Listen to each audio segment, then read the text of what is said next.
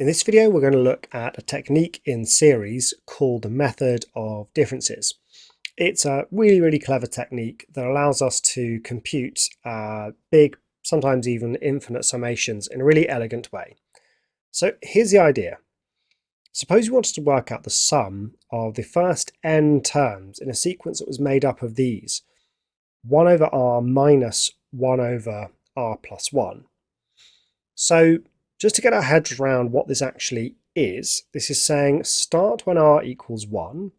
So that would be, well, that would be 1 over 1 minus 1 over r plus 1, so 1 plus 1, which is 2. That's the first term of the sequence. And then it's saying add on the next one. So when r equals 2, it's 1 over 2 minus 1 over 3. And then the next term is 1 over 3 minus 1 over 4, and so on. What you might notice here is that there's some neat cancelling. You've got a negative half here and a positive half here, and they cancel. And similarly, a negative 1/3 here and a positive 1/3 here, and so on. So there's actually not much here. Most of it cancels. I'll show you the nice way to lay this out. We typically form a little table where we have our values of n that we're going to sub in here. 1, 2, 3, as many as you need to spot the pattern. A dot, dot, dot, dot, and then a few at the end. So for instance, n minus 1 and n. In some cases you might need to go n minus 2, n minus 1, n, but this should be fine here, as you'll see. And then we look at what the terms are. 1 over r and 1 and minus 1 over r plus 1. So here we have 1 over 1, which is 1, and here we've got minus 1 over 2. When r equals 2, we have 1 over 2 minus 1 over 3. This is just what we had here, it's just a neat way to see it. Then we've got 1 over 3 and minus 1 over 4. Now at the end, it's going to be, well, 1 over n minus 1, and then minus 1 over n minus 1 plus 1, which is just n. So that's minus 1 over n. For the last one, it's 1 over n minus 1 over n plus 1. So look at everything that cancels. We basically just go through this saying, well, look, this half cancels with the minus half there. This third cancels with the minus there. Everything cancels, dot, dot, dot, dot, dot, dot. This 1 over n cancels with that minus 1 over n. This 1 over n minus 1 would have cancelled with the one before, which means the only two things that survive are the 1 at the start and the minus 1 over n plus 1 at the end. So the answer is therefore 1 minus 1 over n plus 1. And there's a few places we could go with this. You could, for instance, say, well, the limit, we didn't ask this, but the limit as n tends to infinity of this, well, this just disappears and the answer is going to be 1. Also, we could neaten this up. For example, we could have a common denominator, have n plus 1 minus 1 over n plus 1, giving us n over n plus 1. So this thing, something called telescopic sum, because it's a sort of telescope that would expand out and then contract. When we cancel all these terms, it's like it all contracts and we're left with often very simple results. Now, if you have something like this, you've got to recognize that this can be split into partial fractions, and that's essentially the way to do this. You spot that it can be split into partial fractions, and then those are the things that give you your telescopic method of differences technique. So we're just going to need to split this into partial fractions. This is the same as r times r plus 1.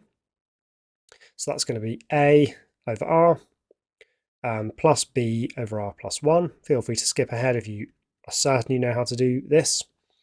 This implies that 1 is equal to a times r plus 1 plus b times r.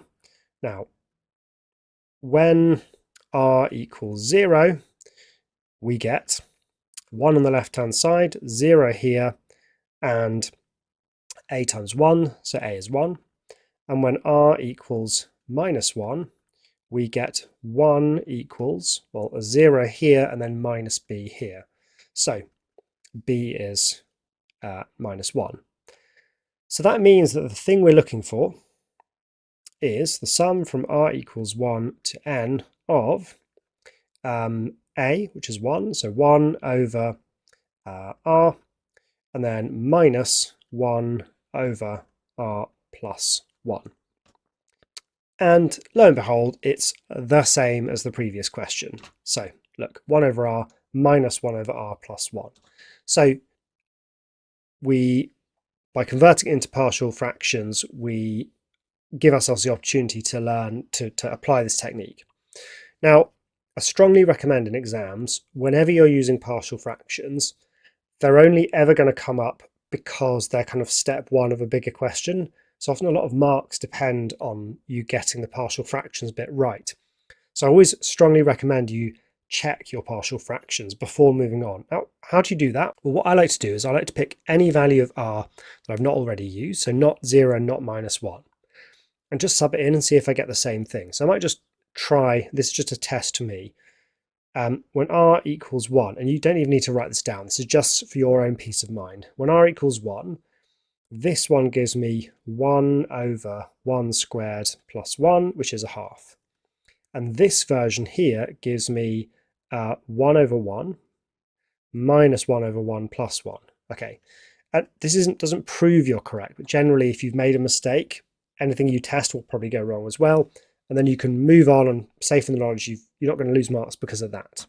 Okay, let's have a look at another example, slightly tougher. So first verify that 4x cubed is x squared times x plus 1 all squared minus x squared times x minus 1 all squared. Okay, so let's have a look at that right hand side, I guess.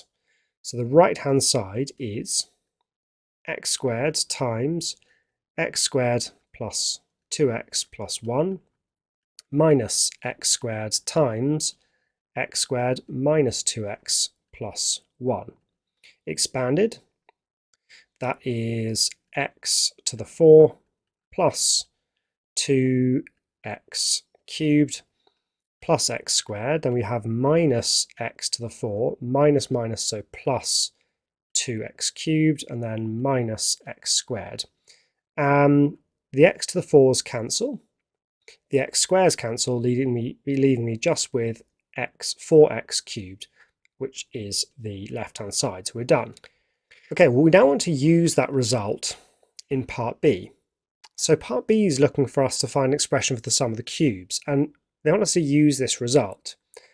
So we notice that the r cubed, well, if 4x cubed is equal to all of this, then r cubed must be a quarter of all of that, but just replacing the x's with r's. So let's go ahead and use that result. What we're looking for then is a quarter of, well, it's, since 4r cubed would just be this, it's a quarter of that. So it's r squared, r plus 1 squared, minus r squared times r minus 1 squared. Now we can do method of differences, because if we think about what's going on here, we've got our values of r, which start at 1. So 1, 2, 3, dot, dot, dot, dot, dot, and then n minus 1 and n.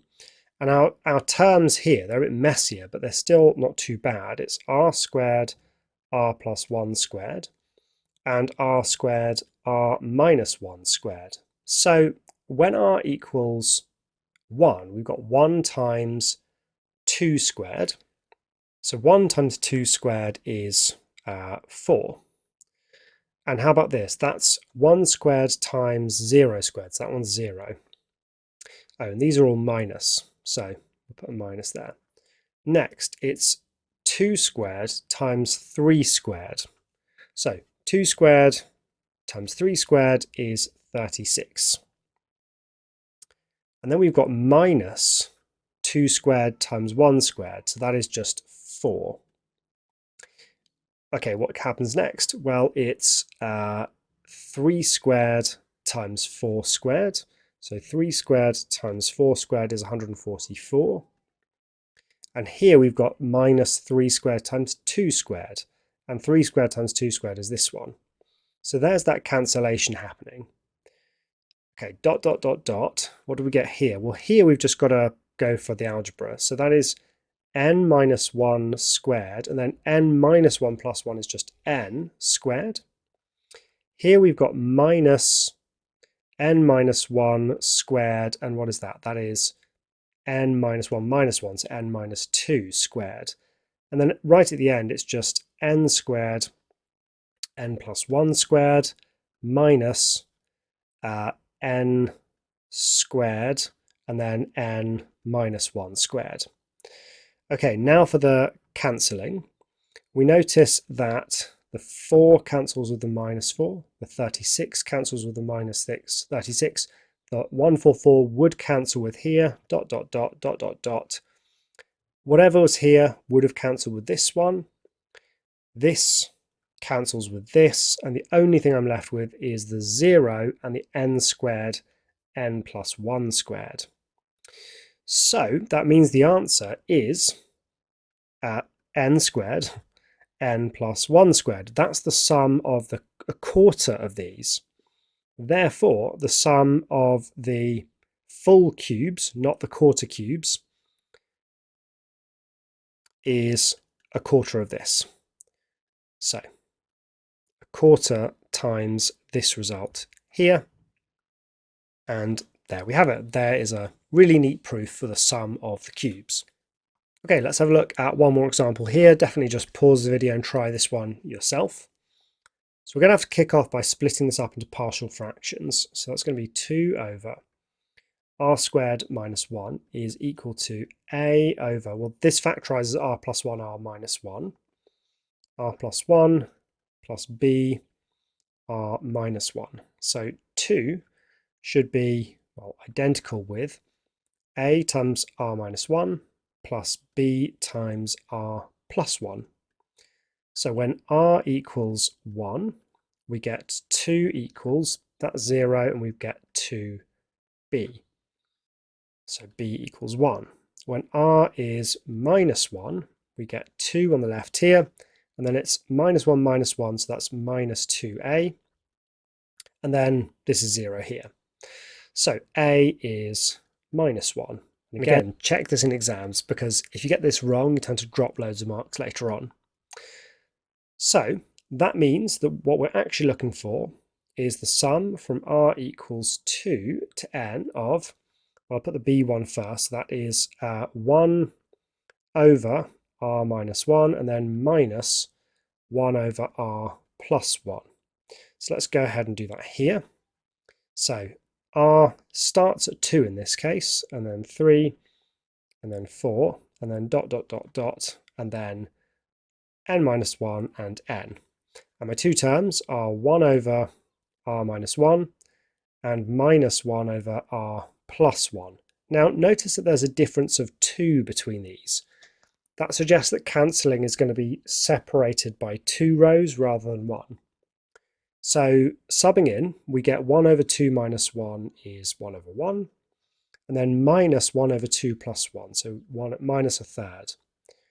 Now we've got 1 over 3 minus 1, so that's a half, and then minus 1 over 3 plus 1, a quarter, and then we've got 1 over 4 minus 1 and minus 1 over 4 plus 1.